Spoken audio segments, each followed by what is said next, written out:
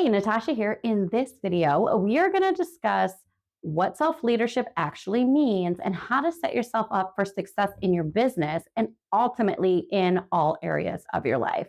But first, I would love for you to like, comment, subscribe, do all the things. And I also invite you to take my 2-minute Are You the Bottleneck quiz to find out who or what is slowing down you and your progress. So when I had my private practice, I was notorious for following everyone else's systems. I would look at someone and say, well, that person is successful, so they must know what they're doing. And I would, implement their processes or what I thought they were. And what ultimately happened was, again, where I mentioned in previous videos, I was piecemealing things together. What really happened was I essentially Frankensteined my business and nothing worked, nothing flowed together, and none of it really made sense because I didn't feel that I could design things and create things myself. I felt like I had to follow other people's rules, other people's ways of doing things, even though I set out to create my private practice for myself.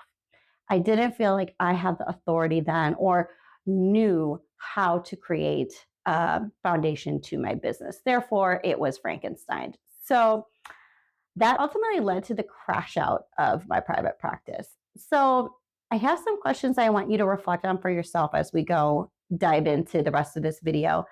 And I want you to ask yourself, is my business set up the way I would like it to be? Are my current processes or systems, are they even working for me right now?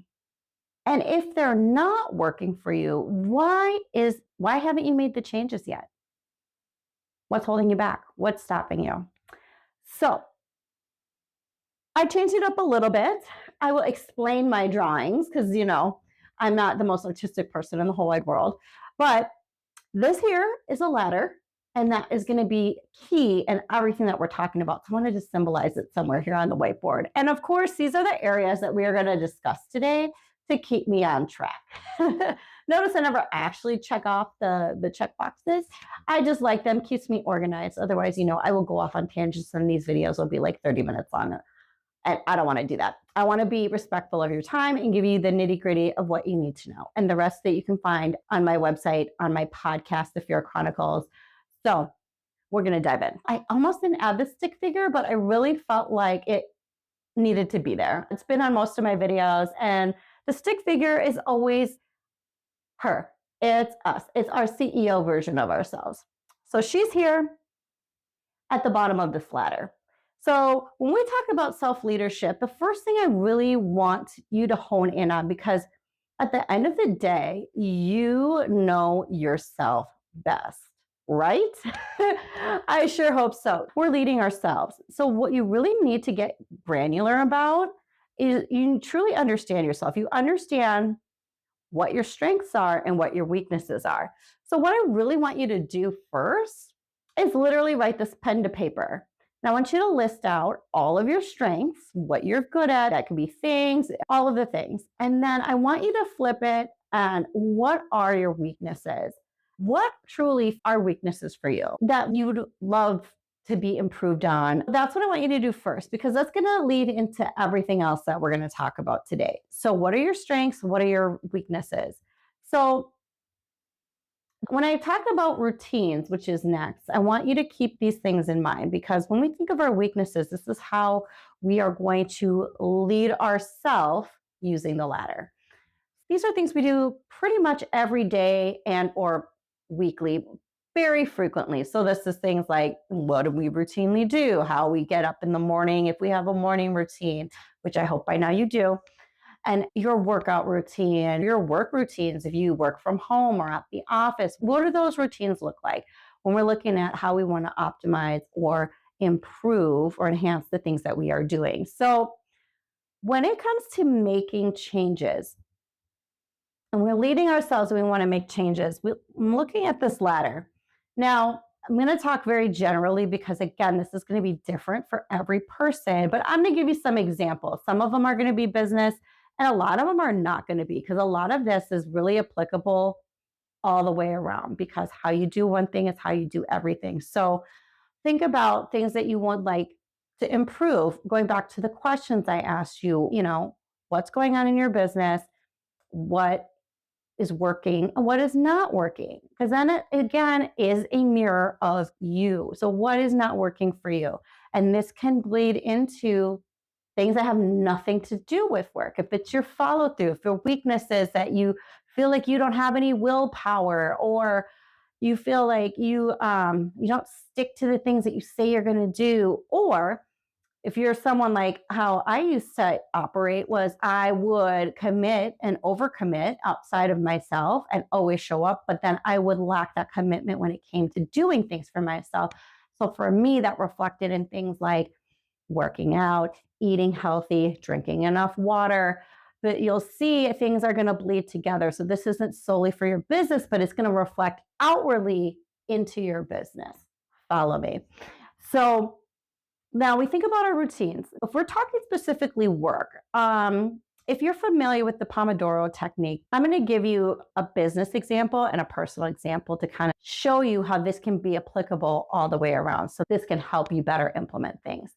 So say you don't believe in work blocks, or you've tried work blocks and they haven't worked before, an example could be that you could start implementing like a Pomodoro technique, which is essentially starting very short, like say 15, 20-minute blocks. You set a timer and you're like, okay, I'm going to work for the next 15 minutes, but you pick one thing that you are going to work on until that timer goes off.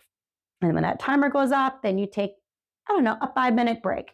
And then you come back, set the timer again for say another 15, 20 minutes, and work on one thing. Now, in this small example, it could be the same thing, or you switch tasks to another thing. And you do that for about 3 or 4 rotations, and then you can do a longer break, say, 15 to 30 minutes.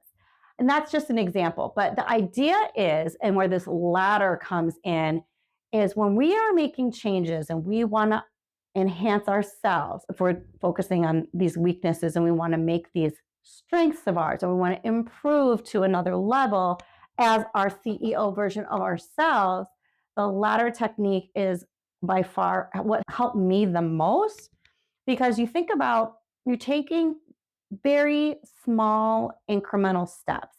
So I can make this come full circle, but I don't want to confuse you. But it's the same with aligned action, right? We're taking small actionable steps. So you're doing the things. And when we have these big, ambitious goals, it can be very daunting. It can be very jarring to our nervous system and say, oh, I don't know how I'm going to ever get there. This is how you do. Break it down into smaller bite-sized pieces. So I gave you a work example. I'll give you a not work-related example. Another could be, say, you know what? You're trying to eat a little healthier, and maybe you have this not so great habit of diving into the shelf in your pantry that's full of candy, right? And so you started gaining a couple pounds here and there because you've been kind of dipping into the candy stash before bed. So an idea is, okay, well, you could cut candy. That's kind of like, I would say, the opposite end of the spectrum, and we're all the way down here. So another idea, if we're doing this kind of the ladder and one step at a time, how about you set yourself up for success, like I said in the beginning of the video. So when we set ourselves up for success because you know yourself best, instead of fully taking something away, unless you think you can do it, provide yourself an alternative or a bridge to what ultimately will be, you don't eat that candy before bed and you will lose those couple of pounds, right? What you do then is you can set other alternatives where the candy is. So when you go there, it reminds you, oh my gosh, I did say to myself that I didn't want to eat this candy anymore. And maybe you put, say, an apple there and maybe a fruit bar or something like that. So you not only gave yourself healthier alternatives, you gave yourself multiple healthier alternatives. And you really kind of then are making a choice. If you do go for the candy, well, then you're not keeping your word to yourself. How you do one thing is how you do everything. or you opt for what's in front of you because you've set that up for yourself is, oh, I'll take one of the healthier snacks. I'll grab the apple. And you can do that for however long that feels good. It could be just a couple of days or a couple of weeks, whatever feels good. And then maybe you ultimately just get rid of the candy, give it to a friend, and then you make steps to get there. Or you just start slowly switching out into even healthier if you have to make it gradual into healthier. Or maybe you just don't. Maybe your goal then is ultimately not eat before bed. That would be then the top of the ladder, right? So that was kind of a longer example, but I really want to give you that visual input of what that looks like. So we're breaking one big thing into smaller pieces. So the ladder method between optimizing what you are good at, and now we are going to get your weaknesses or whatever you want to work on or what you want to improve to match, right? To your CEO version of yourself.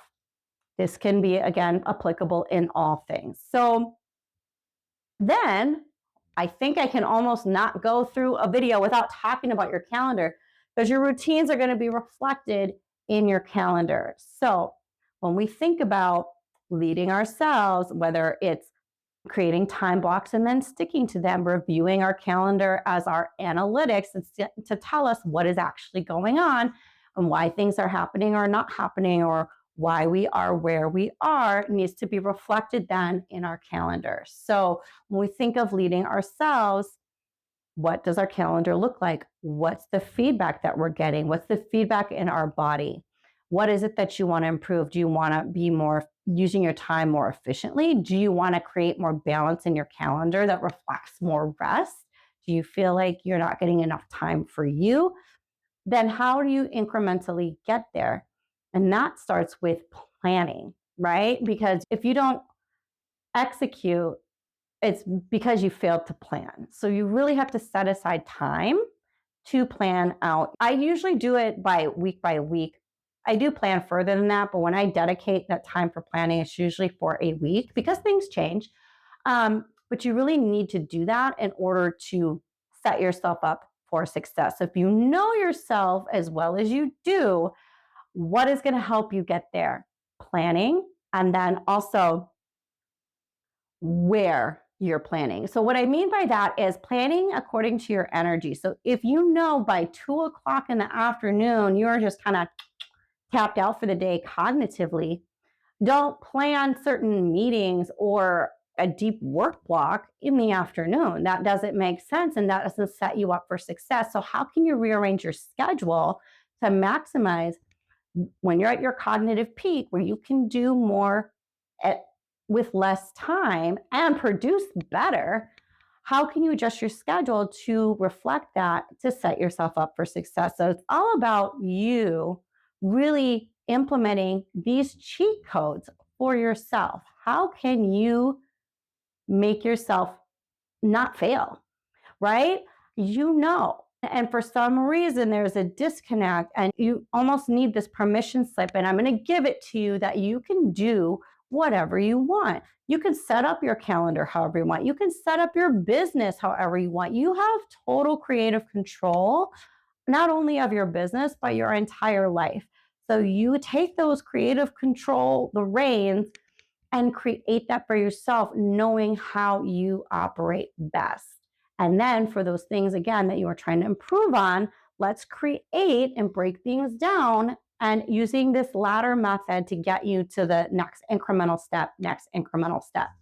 And the other piece of that, when we go into the systems, we're looking at how can we reduce, or ultimately it would be nice to completely eliminate the decision fatigue. So this bleeds back into your calendar, because we have to be aware of our energy levels and what time of day, and even for women, what time of our cycles is best to do things, because this all does play a part. I mean, let's be honest, we are very aware that we don't operate at the same energy and peak levels in a full 30-day cycle for women. So we are aware and then plan for that, but then we don't stop what we're doing, we can adjust, knowing how things, are cyclical in nature for us. So when we are going to eliminate decision fatigue, we base it on our energy. And like I've mentioned in previous videos, is essentialism. What actually needs to be there? So thinking of our business, what actually needs to be there? Are there certain funnels or processes in our business that are old, that are obsolete because we don't even offer that anymore, or things that are just taking up mental bandwidth in your brain? You want to eliminate all of those things. And then there's things that you just can't stand to do but are necessary for your business. You really have to ask yourself, how can I get rid of this for myself and do more of the things in my practice that I love to do? And that would ultimately be you either delegating or automating it if possible. So you really have to get granular within the systems of your business. And ultimately, you want to create SOPs and systems that take you out of the business. Because one thing that I learned in my private practice journey is I waited too long, basically till I had to be on maternity leave, to not only replace myself physically, but then to teach and automate and like do things that I should have been done in the beginning, but I was like, I'll get to that later, until it had to happen. And then I wasn't ready. Even if you want to stay in your business and be client facing, that's absolutely great. And you should, but you want to set up your business and your processes and your systems that it could run without you, to give you that opportunity to, step away, maybe take a vacation, all of these things. It's not that you're not going to be in the business, but you want to set it up that you are not the bottleneck in your business. Okay. So you want to streamline things as much as possible. And now I'm going to give you a personal example, because this will really help with your routines, your calendar, and all of the things when we're just thinking full circle, because your calendar will be full because it is balanced, right? It's balanced between work and rest, family, personal, all the other things, your non-negotiables. So when we think of how can we set ourselves up for success, reduce decision fatigue, and also looking at the fact that, we can do things incrementally and save time, what are other things that we can do? You can set yourself up for success by, if it's you're really trying to get solid on this workout routine, because if you work out, then you feel better, you have more energy throughout the day. But how do you get yourself there? One way could be set out your workout clothes the night before, or set everything up to be like, when you wake up, you have no choice but to work out or go to the gym, because all your stuff is right in front of your face. All the stuff is out on the counter for you to make your protein shake, and you're ready to go, and you're up and you're awake and everything's out. And why don't I go? I know I'm going to feel better. And then you can reward yourself. So, and I've mentioned rewarding yourself before, and obviously we reward ourselves because it feels good. If you do the hard thing or you stay consistent with something, you want to reward yourself. But what truly happens when we reward ourselves, to our brain, that is positive feedback, and you are more inclined to do it again because you got the reward last time and you felt better after the last time, whatever the thing was, right? Knowing that you have something to look forward to, but then your brain goes, that wasn't so bad, and I want to do the thing, or I want to have the thing. And then the more you do something, the more that becomes a habit, and the less resistance you're going to feel, right? So you can set out things the night before. You can set up your office space a certain way so things are out and they're tangible, the things that you need. You prep the night before. You have your list of the 3 things that you're going to do first thing in the morning. So you don't have to think about it. It's already there, and then you can just execute when it is time to start that work block. And you adjust your blocks or your calendar based on your energy. You're getting more done in less time. How else can you set yourself up for success? So that's really what I want you to take away from this video is we change. If anything is constant, it is change. So nothing is set in stone. You might have had routines that you've been doing for years that might just they're not serving you anymore. So you need to change the way you operate. You need to change maybe the way your home is set up, the way your office is set up, the way your business is set up. And then continue to revisit that over time, because again, things are going to be changing, and you may think it's streamlined now, but maybe it won't be in 6 months from now because you made other changes or added or implemented or hired on or whatever the case may be. So you got to make sure that you're revisiting that and make adjustments and be flexible. That would be the other piece of it. So the more that you can set yourself up for success, all the things, business and personal, that is how you are going to better lead yourself, because you are the creator of everything that is around you. You can create the routines, create the schedule, create the life that you want to live, both business and personal, and take small incremental steps. Think of the ladder and just one small thing, and then you can change and you keep going, growing, growing. And before you know it, you'll be at the top and you're gonna be like, that was nothing. That wasn't so bad. And that's ultimately what we want. And after a while, depending on what it is you're trying to improve, enhance, optimize, it'll take either less time, less steps, and maybe you won't need the ladder. But the ladder is always good to fall back on because you can only go up. You just have to decide what next step feels a little less scary, but the big goal or the big jump that you're trying to make should feel scary, because that's the shift that you're looking to make.